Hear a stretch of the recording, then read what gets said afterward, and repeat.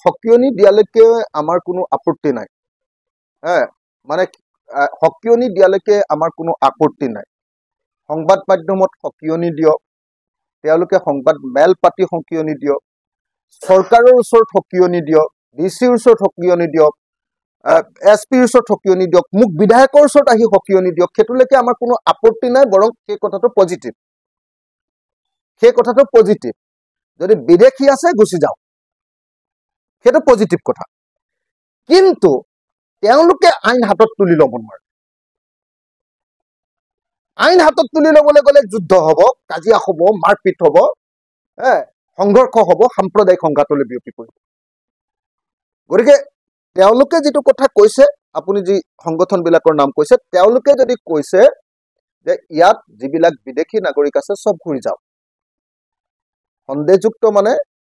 বিদেশী হয় নে নহয় তাৰ ওপৰত সন্দেহ আছে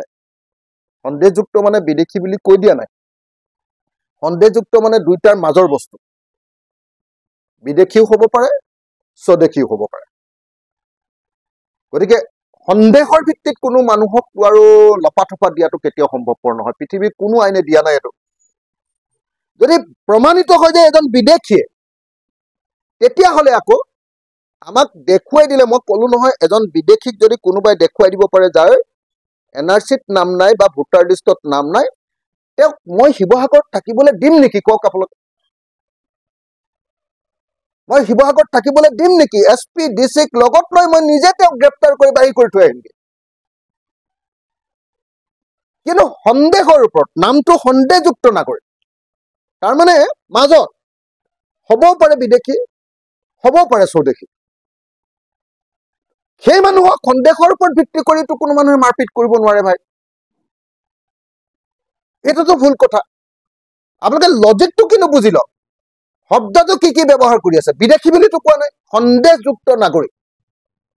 বিদেশী বুলি যদি প্ৰমাণ আছে তালিকাখন দি দিলে হ'ল আজিয়ে মই এছপি আৰু ডিচিক লগত লৈ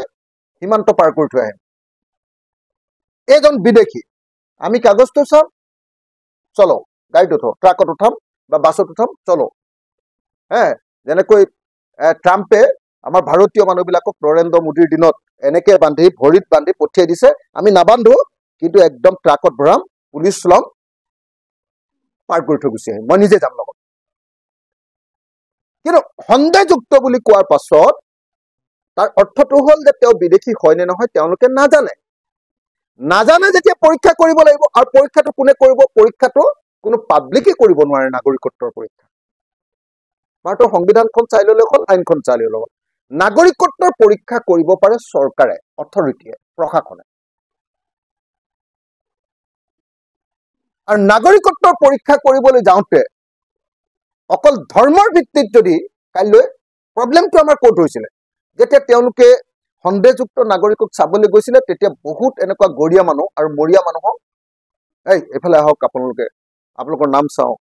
আপোনালোক ক'ৰ মানুহ হয় এনেকে যেতিয়া কৈছে যেতিয়া ইয়াত 100 বছৰ শিৱসাগৰত বসবাস কৰি থাকিব 200 বছৰ বসবাস কৰি থাকিব সেই মানুহটোক যদি কোনোবা ফুকলীয়া ল'ৰা এটাই গৈ দম দিয়ে আপোনাৰ কাৰ্ড চাওঁ মানুহৰ খং উঠে না আজি মোক যদি কোনোবা এজন মানুহে সাপোজ মোক যদি কোনোবাই তোৰ নাগৰিকত্ব চাওঁ বুলি কয় মই তাক খুদাই এৰিম নেকি আৰু নিজে ভাবক কিন্তু তেনেকে গৰীয়া মানুহ এটা আমাৰ শিৱসাগৰৰ গৰীয়া মানুহ এটাক চাই লওক না তুলনি বিয়া পতা শিৱসাগৰৰ গৰীয়া মানুহটো অকল এই আমাৰ এইডোখৰতে এজন মানুহ কিবা মানে ইছলাম কি কয় ৰহমান লিখে তেওঁৰ যেতিয়া এবাৰ লিগেসি ডাটা বেচিছিলে তাৰ লিগেসি ডাটাটো গগৈ ওলাইছে লিগেসি ডাটাটো আহোমৰ পৰা কনভাৰ্ট হৈছিলে হিন্দুৰ পৰা মুছলিমলৈ কনভাৰ্ট হৈছিলে এতিয়া সেই মানুহজনক যদি কোনোবা ফুকলীয়া ল'ৰা দুটা মানে ফটককে ধৰি দিয়ে বুকুত ফটককে যদি বোলে আপোনাৰ হেৰি চাওঁ আইডেন্টিটি কাৰ্ড চাওঁ মানুহটোতো খং উঠিব ন সেইকাৰণে আমি কৈছো যে আপোনালোকে সেই কামটোত হাত নিদিব অকল সেই কামটোত হাত নিদিব যে আপোনালোকে নিজে আইডেন্টিটি কাৰ্ডখন চাবলৈ যাব নালাগে আপোনালোকে নিজে ঘৰটো ভাঙি দিবলৈ যাব নালাগে আপোনালোকে খালি আমাক দেখুৱাই দিয়ক চৰকাৰক দেখুৱাই দিয়ক মেমৰেণ্ডাম এখন দি কৈ দিয়ক না এগিঘৰ বিদেশী এওঁলোকক বহিষ্কাৰ কৰিব লাগে আমি নাগৰিকত্ব চাম বিদেশী যদি হয় বহিষ্কাৰ আৰু যদি কয় যে এগিঘৰ মানুহে চৰকাৰী মাটি সন্দেহযুক্ত মানুহ আমাৰ শিৱসাগৰ জিলাৰ নহয়, সন্দেহযুক্ত, কিন্তু লগতে হিন্দু আৰু মুছলমান দুইটা দিলে আমি ভাল পাম। অকল মুছলমান কৰি আছে, কথাটো বেয়া হৈছে। হিন্দু আৰু মুছলমান যদি দেখুৱাই দিয়ে যে এইগিঘৰ মানুহে এইকেইটা ঠাইত চৰকাৰী ভূমি বেদখল কৰি আছে আৰু এই মানুহকেইজন সন্দেহযুক্ত, এওঁলোক খিলঞ্জীয়া মানুহ নহয় বুলি আমি অনুমান কৰিছো। আমি লগে লগে তেওঁলোকৰ সেই লিষ্টখন লৈ চামগে, চাই যদি সঁচাকে দেখো এওঁলোক আমাৰ জিলাৰ নহয়, এওঁলোকে আমাৰ ইয়াত মাটি পাব নোৱাৰে, তেওঁ নিজৰ জিলাত মাটি পাব পাৰে, তেওঁক নিজৰ জিলালৈ ঘূৰাই পঠিয়াম। আৰু যদি বিদেশী বোলে ওলায় তেতিয়াহ'লেতো বান্ধি মেলি একদম বাহিৰত পঠিয়াই দিম। কথাটো আপোনালোকে মই এইকাৰণে ডিটেইলছত কৈ দিছো যাতে মানুহে প্ৰত্যেকজন মানুহে বুজি পায় কথাটো। এইটো ভয়ংকৰ ঘটনা, ভয়ংকৰ ঘটনা। আমাৰ শিৱসাগৰৰ গৰীয়া মানুহবিলাক, মৰীয়া মানুহবিলাক ইমান পুৰণি যে সেই মানুহবিলাকক যদি কোনোবাই গৈ আইডেণ্টিটি কাৰ্ড চাবলৈ যায়তো আৰু সেই মানুহবিলাক চেণ্টিমেণ্টেল হোৱাটো কনফাৰ্ম। ৰজাদিনীয়া মানুহ এইবিলাক, সেইকাৰণে চেণ্টিমেণ্টেল হৈ যায়। আপোনালোকক মই সেইকাৰণে, বেলেগ একো কথা নাই, ৰজাদিনীয়া গৰীয়া মানুহ এজনক যাক উপাধি তামুলী দিছে, যাক উপাধি বৰা দিছে, যাক উপাধি শইকীয়া দিছে, আপোনালোকে সকলোৱে জানে যে আমাৰ পাইক পথাত বৰা কোন, শইকীয়া কোন, হাজৰিকা দিছে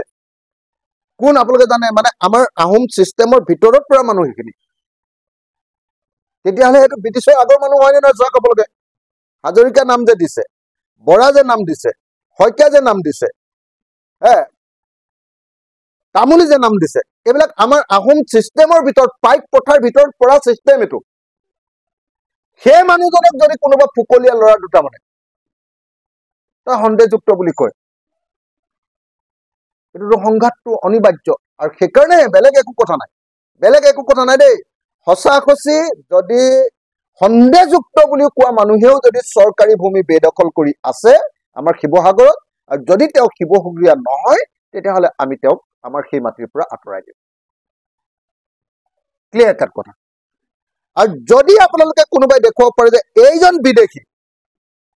মই নিজে লগত লৈ, নিজে বাছ লৈ প্ৰশাসনৰ পৰা SP আৰু DC গাড়ীত উঠাই মই নিজে গৈ বাহিৰত থৈ আহিম। কথাটো আপোনালোকে বুজি লওক। মোৰ কোনো এনেকুৱা ধৰণৰ মুছলমান প্ৰীতি নাই, এনেকুৱা ধৰণৰ কোনো মিয়া প্ৰীতি নাই যিটো কাৰণত মানে মই তেওঁলোকক ছাপোৰ্ট কৰিব লাগে। কিন্তু সংবিধান মতে দেশ চলিব লাগে। হিমন্ত বিশ্ব শৰ্মাক 2026ত জিকাবৰ কাৰণে আমি অসমখন টান টান কৰিব নোৱাৰো। শৃংখল চলিয়াই সেইটো কৰিছিলে, চিতু বৰুৱাই সেইটো কৰিব খুজিছে। কি কৰিব খুজিছে যে বিজেপিক 2026ত জিকাবৰ কাৰণে উজনি অসমখন অলপ অস্থিৰ কৰি দিব লাগে, হিন্দু মুছলমানৰ মাজত সংঘাত কৰি দিব লাগে, আৰু হিন্দু মুছলমানৰ মাজত সংঘাত কৰি দিলে হিন্দু মানুহবিলাকে বিজেপিৰ পিনে গুচি যাব। এইটো কৰিবৰ কাৰণে চেষ্টা কৰিছে আৰু সেইটোকে আমি বাধা দিছো, তাৰ বাহিৰে বেলেগ একো নহয়। আপোনালোকৰ যদি আৰু কিবা আছে সুধিব পাৰে।